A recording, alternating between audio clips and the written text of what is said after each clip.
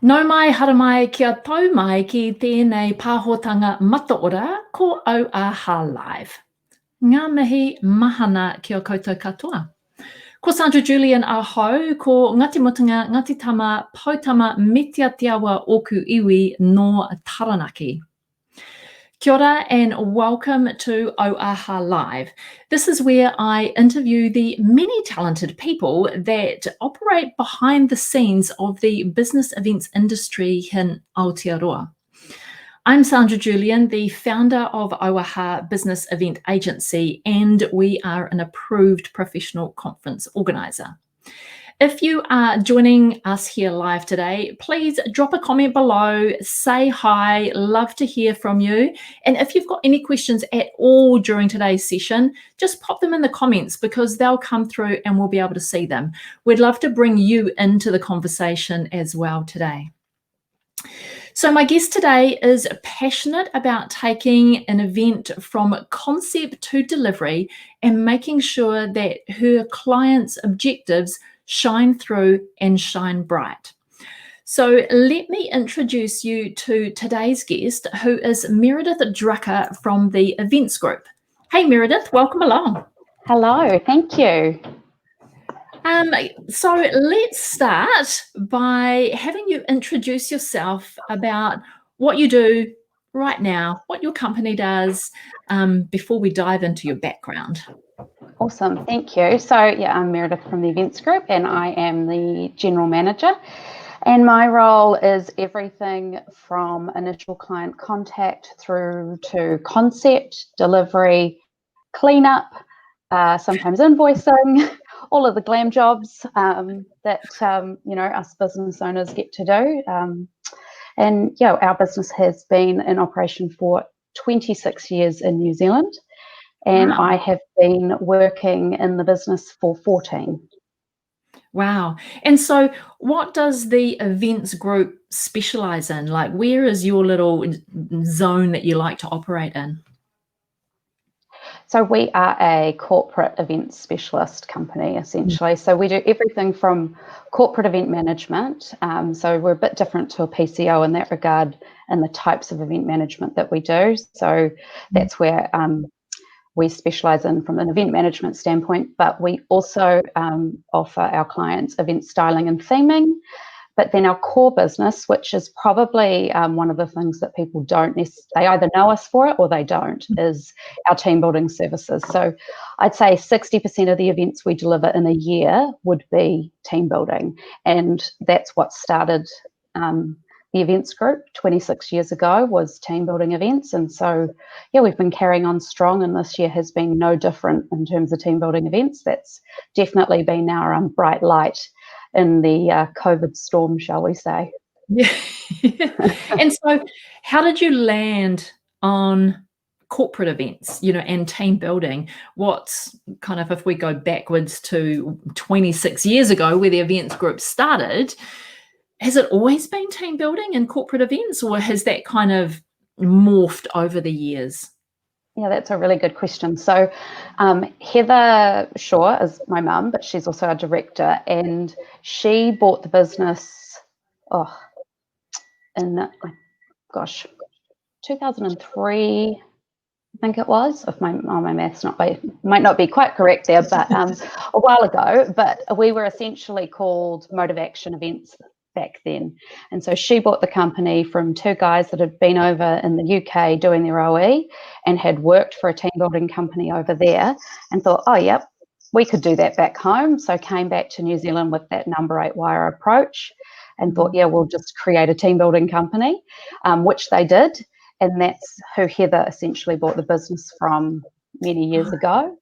And so we inherited the name Motive Action, and we ran with it for a while. And with that, it was always corporate events. Their specialty was kind of conference under canvases, so where they would take big corporates and do conferences literally in army tents, that type of thing. And as we know now, those things one, they're really expensive, but two, health and safety nightmares. So when Heather bought the business, there were no health and safety plans in place at all. And so, of course, if we fast forward to today, that's a key part of what we do within team building. But yeah, it's always had that direction, I guess, and that team building has been something that corporates have always done. It's just how they do it has really evolved. And to be honest, that's where the other lines of service have crept in over the years, where our clients have had the need for an event manager on the day at a function, or and especially the event styling. To be honest, that crept in before you could dry hire things. We would be making things literally on our coffee tables in the middle of the night with a hot glue gun, before the world was as open, well, as it was a year ago, I guess.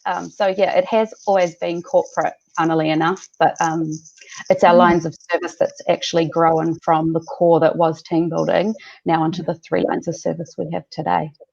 Okay, so expand on those 3 lines of service for me. So event management for corporates, and event styling and theming. Now that's everything from concept design for your whole conference theme right through to the look and feel of how it's going to look on the day, and then team building.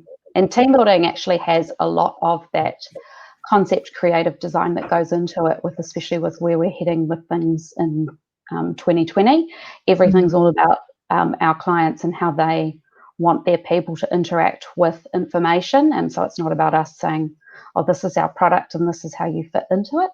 It's more about us taking their information and then figuring out how we can deliver that in an engaging way that hits their objectives and their brand guidelines or value sets.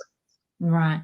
But you've got like a core set of pick and mix that might go into that, if you like. Yeah, absolutely. So, our ideal client is someone who wants to do all 3 of those things, and we have those clients that use us for all 3 different types of things that we can offer. But sometimes we might start out with a client where it's theming, and then it can grow from there. Quite often it can be, if we're in for event management, then we can get to know them, and then we can recommend what team activities might work. And that's actually been something that's happened quite a bit this year, because people have needed a lot of guidance to navigate their way through how to run an event. And even running a team building event at level 2, while it's possible, it still can be a bit intimidating. So having that event manager hat, health and safety hat on while we plan those types of events for clients works really well. All 3 lines of service feed into each other, and you take those experiences into whatever project we're creating for our clients. Okay, cool. So very much bespoke services for each client that you're delivering.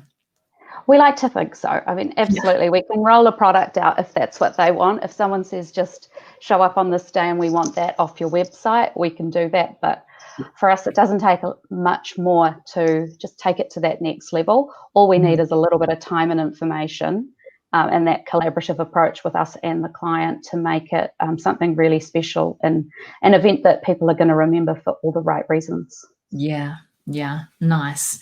So Meredith only came into the business 14 years ago. So what was your journey into, before coming into the business with your mum? Did you feel it was like always the destiny that you were meant to take, or was it just as you got older, it was like, oh, actually, I might want to go and do that? How did that come about? Yeah, that's a really good question. So when I was 18, I went over to the States and did summer camp, the Camp Counselor USA, Camp America program, and I taught windsurfing for 3 years, essentially over there. And I worked at a summer camp that did, in their winter season, they did the high ropes, low ropes team building course. We ran the camp like a conference centre for community groups, school groups, and also for corporates. And so at that time, Mum was, I think she was working as a print rep, selling, business cards, printed brochures, because my mum and dad had previously owned a printing business. So as a teenager, I grew up working in the coffee shop, collating books, brochures, all kinds of things. So I've always been around family business growing up. So yeah, while I was over in camp in the States, I got a phone call from Mum, and she said, look, I'm about to buy this business and it's doing this. And I was super excited because as part of her journey, actually, no, she was working for Millennium Institute on the North Shore here in Auckland, which is where all the high-performing athletes work. So she was actually part of the startup crew there and their event manager. And she'd been made redundant actually through that process because they decided they didn't need an events person anymore. And so she started to look at businesses, and then she'd gone and looked at a print job, hadn't quite worked out. Then she found our business to buy, essentially. And so I really wanted to come home, leave the States and come right back and work for her. And she said, look, that's a great plan, but you need to go and work for a big corporate somewhere, or have another job before you come and work for me. Because I think I was all of 20 thinking, yeah, I'm going to just come home and work in events, because I'd done quite a lot of volunteering at basketball games, working corporate boxes before I'd gone over and done that. And I loved that whole side of things. We'd always been a huge entertaining family where we, when we throw a party at home, it was like you take everything off the bench, you pull everything out that's for the party, and away we go. So as often, I think people that like events, that's how they first kind of start out. But yeah, so long story short, we ended up working for another couple of years, and I actually did work at the Millennium Institute. I taught swimming, and I was the head receptionist there because they did have a conference centre, so it really interested me to try to learn about that.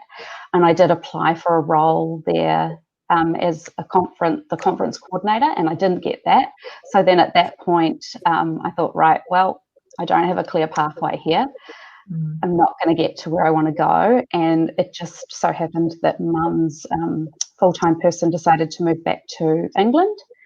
And it was kind of the right time for me to join her. And I'd been working for her casually in the weekends and at events through that period. But yeah, she didn't want me to come back in my only career to have been with her, which in hindsight has been extremely valuable, because when you work in an organisation, you learn how the hierarchies go, what their processes are.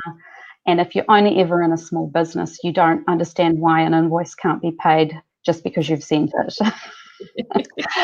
So it was a really good, good way to kind of get a good handle on how things needed to work here when we are dealing with corporates, because it was always the corporate market that she was working with. So yeah, so that was kind of 14 odd years ago now. And yeah, I've never really looked back, I guess. That was a very wise advice from Mum back in the time. Like, go do some time somewhere else, get the gist of how that works, and then you'll be even better when you come back and work on your own. It's very wise advice. Absolutely was. Yeah. All right. I mean, I love that journey. So who's in the business with you now? Like, who's part of your business now? So we've got Heather, who's our director, and she mostly now is sitting in a sales side of things. We had plans for her to start kind of stepping back a little bit, but then COVID came along, and we just had to regroup a little bit there. But that's okay. We got through the GFC, so we can definitely get through this. And yeah, my husband Mike, he is our team building manager. He joined the business 4 years ago, and that was a big step at the time because it had always just been Mum and I in terms of family, and Mum had always been very aware that the responsibility of when you hire anyone, let alone family, is huge, because it's everyone's households depends on this place. And so when we took that step to bring Mike on, it was a big one. And yeah, but to be honest, it was the best decision we ever made, bringing him in, because it's really enabled us to just take on and grow our business so much more than when it was just kind of the two of us. And then we've got our lovely support girl, Ashley, who's been with me for 3 years now. She actually joined our team when I had, maybe it's actually coming up more like 4 in May, because she joined us when Mike and I had our daughter Maddie, and she literally came in at a time where it was like, can you just hold Maddie? Hold the baby. Hold the baby. You're literally left with the baby while I'm in this meeting. So she's essentially like family now. So, we're really thrilled that we've managed to ride the COVID storm and still have her. And she's been studying. And so now she's just finished her exams. So she's going to be jumping into the Christmas season with us pretty much full time from now to the end of the year, which we're thrilled about. And then we've got our Christmas casual or seasonal casual starting with us next week, Alex. So he comes on and does a lot of team building delivery with Mike and I, so that we can get out there and do lots of fun events with people through this Christmas period, because it's we've got a lot of Christmas bookings for small team events this year. Some big ones, but it was a bit touch and go. Touch and go whether we're going to be able to have Alex back, but we are really thrilled that we can. So so 5 in total. We did have plans to grow this year, but we'll get them back again. Yeah. So much that I want to dive into after all of that. So maybe I start here.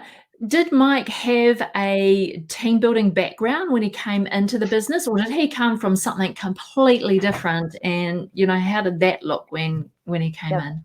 That's a really good question. So he, in his corporate life, he worked for a company selling irrigation and lawn care systems.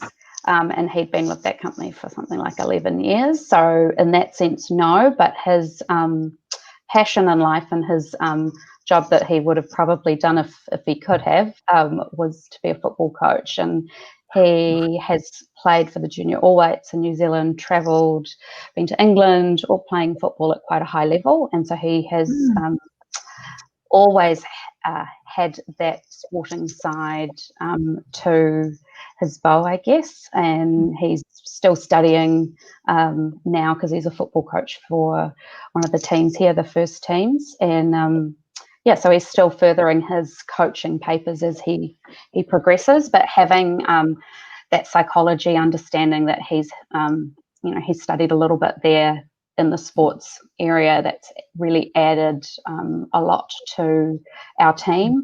But his work passion, I guess, is creating a lot of cool designed events, and with a lot of the technology that we use with team building, that really fits nicely. So it's, when you think team building, you don't necessarily think, it's all done with technology, but for us that's a really key area. So he's been able to take that and just take it to the next level for us. That's so good.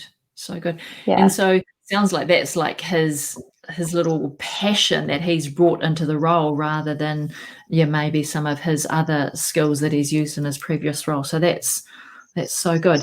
So how does that work? So you've got family business and then COVID hits. So then your whole household income is at risk, if you like. How are you navigating through that as a family?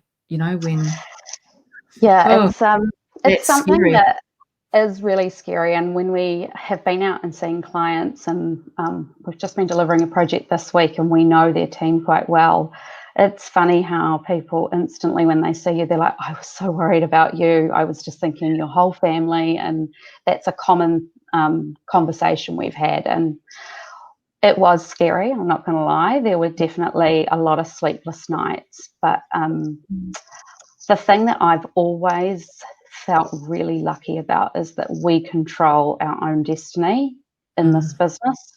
We don't work for someone else, we work for us. And, everything is about supporting each other to get through. And it's, it doesn't matter if you've done a 12-hour day, we know the output of that in the future.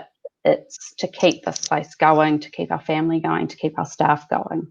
And not everyone actually has that kind of, I call it a luxury, because, I've seen so many of my amazing industry friends just be made redundant, and there's such assets to the industry and just amazing people that, I know that when you're in a big organisation, it is hard when you go through those tough times, restructures. A lot of team building events we do is when people have had restructures and the teams that are left behind. So for me and for everyone here, it's just been, we all do what we need to, and that's across the whole team, not just the family.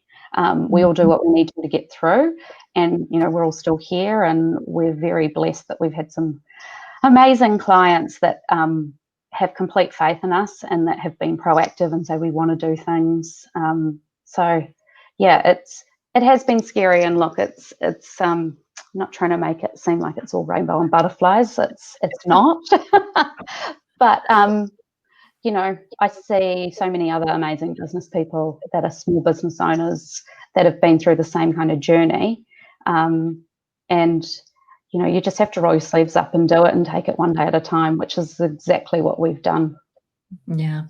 Did it take much to move what you were doing pre-COVID? Once COVID hit, did it take much to take your services online, if you like, and do some team building stuff that was online, given that organizations still needed to keep the spirits of their team up while going through those difficult times? It's a really interesting one. I think for us, COVID's actually opened the door to people being really receptive to technology engagement in general. Previously we've been working with an app for team building for 7 years. We've always had the ability to have people use it on their own devices, on their own phones, but you get a big corporate doesn't want their team downloading some app. Fast forward to now, and it's like, oh, can you download this app? They're like, yeah, no worries. We'll just send it out to everyone. So it's actually opened people's mindset up to that. We were already working on going online with some of these things because we knew that this was coming because of our global family who use the app that we use. So we have the New Zealand license for this particular app, and we're the longest holding licensee in the world with it, which has given us a really good understanding of how the technology works, how we need to adapt it for the face-to-face team environment versus the remote team environment. So we were already in the background kind of working on what we were calling multi-city events, where you could have a team meeting face-to-face in Auckland, Wellington, Sydney, Melbourne, all doing the same event all at the same time. So that was already in the pipeline, and we were literally about to hit push on the launch button with the media release, and then our cases started going up, and we were like, oh, we just need to hold off on this. So we did then go really quickly into that online platform of doing the video conference calling with the app and everyone doing things on their own device. And look, there was definitely so many learnings as we went through it, and I think we all went through learnings of how to do things online. The thing that I really loved the most about that process was that it really humanized everyone, and it was okay to have kids popping up in the background on a video call, because everyone had that going on. If you saw a cat or a dog going mental in the background, that's just life. So, for me, that took a little bit to get my mindset to change, because it wasn't perfect on the tin. And, being an event manager who likes to run to a particular way things should go, and I have an expectation, that was probably the hardest thing for myself, was to be like, it's okay, it's not perfect. Which, I think remote events, virtual events, like, they're great now, but when you think back to March, April, just even muting yourself was a new thing. Yes. Yeah, I mean, it feels as though the world has come like 10 years in 6 months, as far as people's knowledge and capabilities with technology. whilst they've probably been forced into it and given the option before, they left it on the shelf and went, yeah, nah, someone else can do that.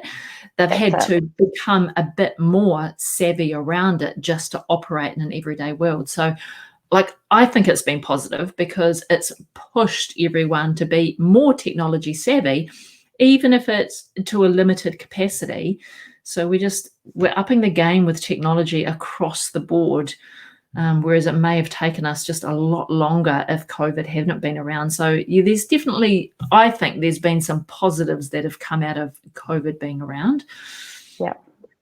Do you think some of the products and some of this moving into a virtual environment for team building is going to be part of your core mix and it will start to grow? Or where do you think it's going to fit as we move forward and, COVID gets into our rear vision mirrors? That's a really good question. I think we're going to have a mix. We've just delivered an event, 7 events for 560 staff this week on site at a new premises. And we use technology. We had a level 2 plan of how we would roll that out if we were still in level 2. But essentially, what this week has shown us is that there's just nothing like seeing people face to face. And if we are forced to be in a lockdown scenario where we can't be face to face or people don't feel comfortable, do we have the means to create engagement? 100% we do. Absolutely. And I think there's always going to be a component now of some people wanting to just dial into something. And especially as companies navigate cost, that will be a big consideration. I mean, a lot of the projects that we're now working on are actually all around custom concepts, whether it's to support a conference to be able to see how engaged people are with content and then throw a bit of team building in at the end in a very light touch way. What we're able to do with this team building product is actually take it to that next level so that we can actually measure engagement levels, how people interacted with content, and even what things that they actually looked at. And that's been a real, light bulb moment for us here going, well, we were never measuring this when we sat in a room face to face. So how do you know if you do a 2-day conference versus a half-day online one? How do you know what's actually sinking in? So for us, we're now kind of reversing it, going, well, if you are going to meet face-to-face, how do you actually measure the value out of that versus just a survey? How do you make sure that people are interacting with content in a new, exciting way? Because sitting in a room now for 2.5 hours is actually you're kind of retraining yourself to that again, because we've all been used to just being online and then we can pop away and put our cameras down. So it's now kind of retraining yourself. Well, how do you reintegrate back into what we used to do? And for us, we're looking at going, well, do we have to do it the same way? How can we kind of jazz this up? Because we know that cost for a lot of people is going to be a big consideration. So we're still trying to see that silver lining of how we can kind of constantly evolve, but also support with really good solutions that give really good outcomes, not just on the day. Having data to be able to look back at and see how people are interacting with it is actually so important now more than ever. Because that's one thing I think as an industry we've realized we haven't kept good data on what we're doing. We're also siloed and doing our own thing, and now it's like, well, actually, how do we measure all of these amazing things we're doing? Yeah, and that's the piece that we've always kind of struggled with, I suppose, with those in-person events. It's just been the end of day survey or things like that. So it is, how do we use technology? And I know crowd technology, the interactive crowd technology has been around for a wee while, where everyone has a device and they might vote on their device or they might respond on their device, but it's never really been hugely affordable, especially when you're running conferences on a budget. So Yeah, how we can move that technology into our in-person events to make them interactive, give us that ROI that we're looking for as far as data collection goes, but making it in an affordable way. And I've been really amazed with the amount of apps and new pieces of technology that have been born out of COVID because of a need and come to market so quickly. That gives me hope that this technology that we could use for in-person events to get that data in real time, it will become more accessible to us. So well, and that's one thing that we have had the same technology for 7 years that's just got better and better and better. And I guess when people say, oh, you moved really quickly to going online, it's because we've had 7 years of experience with it to know how it works. We're not building an app right from the get-go. And, having that interaction through a conference, we've done that virtually about a month ago, and we got 87% engagement through this 4.5-hour conference that did have probably a half-an-hour team building component at the end, which we were really thrilled with, because we just thought, well, when do you actually know you're going to get 87% engagement in a face-to-face environment? So so for us, it's really opened up new ways of thinking, and it's exciting that the door is open now for other people to want to hear more about the conversation that we can have with them. Yeah, and that's the exciting bit, is other people's minds have been opened as well. So now they can get to think differently when we may have already been thinking about what can we possibly do and evolve. In some parts, it's reliant on how fast your clients can move with you and how fast their thinking can advance with your thinking to deliver something that you're thinking about. So cool. All right. Anything else that went on during COVID for your business that's kind of given you that moment, that has made you think a little differently about your business? Any other silver linings that COVID may have had for you? Oh, so many. But I'll keep it short. I think the biggest thing that I really came away with was the amazing support that we have within our industry, but also within our clients, that people are genuinely interested in how you're doing. And for me, seeing New Zealand too as a whole, wanting to support that local market, support small businesses, that to me has been a really proud moment, because when you're in events, people think that it's just glamour all the time, whereas COVID has actually flipped it on its head and made it like, oh my gosh, poor you guys. But even down to, people going to a coffee shop and buying a coffee, for me, that really made my heart happy, seeing that movement was there, because when we went through the GFC, everyone just wanted to save, and we didn't have that broad understanding. Well, maybe it was just because I was so much younger. Didn't have that broad understanding that, for us to all do okay and rebound, we need to spend money with others to keep progressing.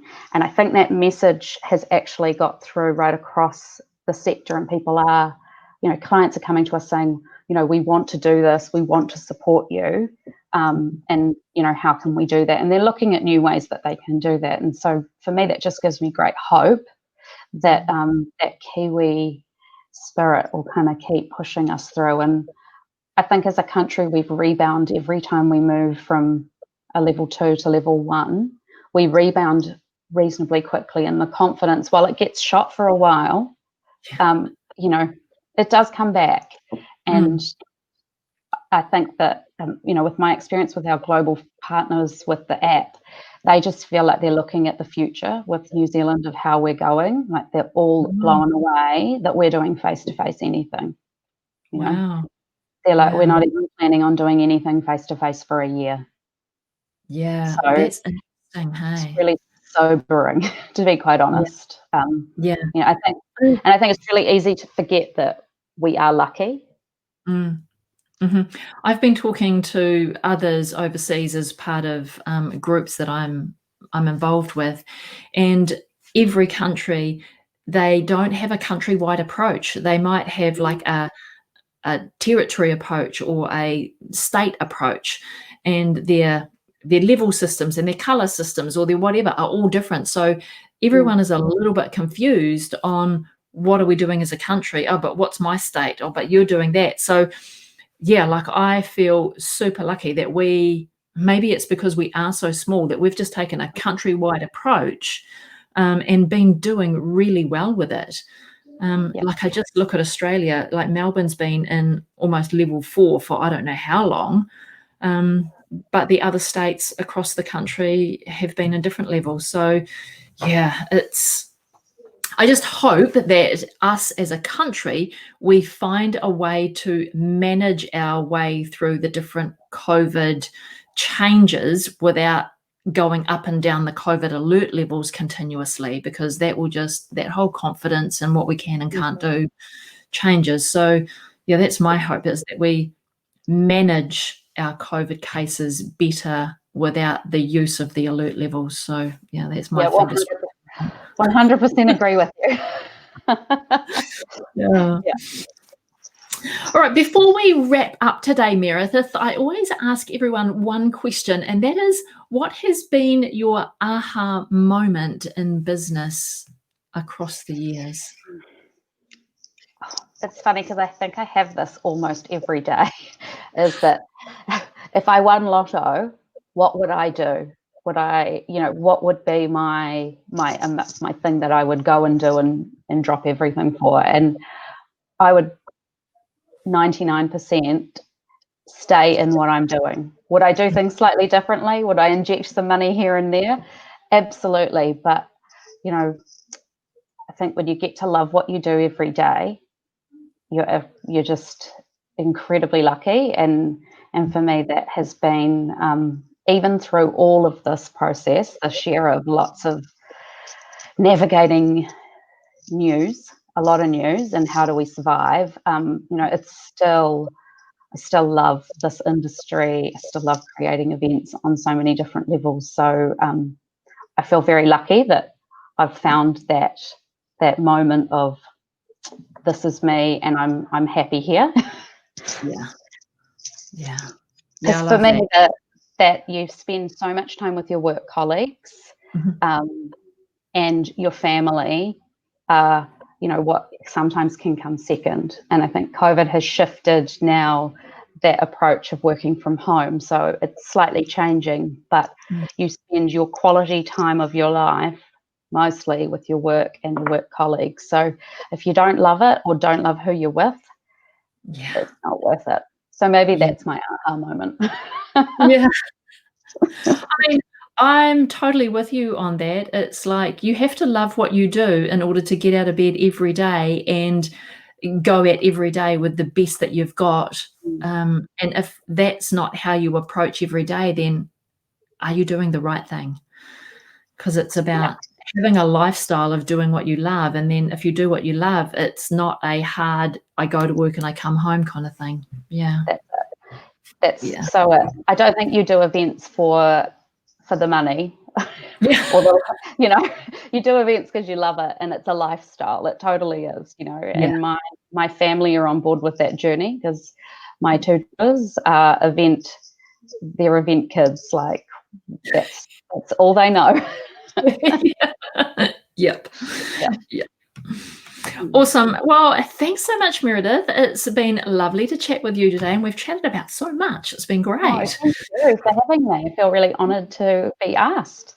Yeah, no, I mean, I just want to have as many diverse people on the show as possible and just spotlight the differences that we all do. Like, we're not just like one industry and we all do the same things. We're all so different and we all approach it so differently. And just to talk to a wide variety of people and give others a window into our world is such an opportunity that, I love our industry, and I just want to shout that from the rooftops, and let people know that it's not all rainbows and unicorns, that there are some tough times, but we're also passionate about what we do. So absolutely. No, thank you for doing this. It's awesome. Yeah, awesome. All right, well, I will talk to you again soon. Lovely. Thanks so much. Okay, bye for now. Okay, everybody, thanks again for joining us here today. That was such a great conversation with Meredith. If you missed us live, then come back, watch the replay, drop me a hashtag that says #replay. I'm always wanting to get this conversation out to as many people as possible. So please feel free to share these episodes. Once we finish here today, we'll also put a link to this over on our LinkedIn page, so all of our community over there can have an opportunity to tune in and watch and get a window into the business events industry here in New Zealand. If you would like to be reminded about our next episode, then like our Facebook page or go over and like our LinkedIn page. We put alerts on both. You can also join our email list and we'll send you an email every time just ahead of a new episode coming to you live. You can get that over at auaha.co.nz. But I'm here every fortnight interviewing the many talented people that we have working behind the scenes in the business events industry in Aotearoa. And they are such generous people that I would really like to, just shout from the rooftops about everything we do in the industry. So I will be back here joining you live on the 13th of November, 1 p.m. to talk with another person from the events industry. So hopefully you will join me back here then. Otherwise, go ahead, have a lovely weekend, and I will see you soon. Okay, mā te wā.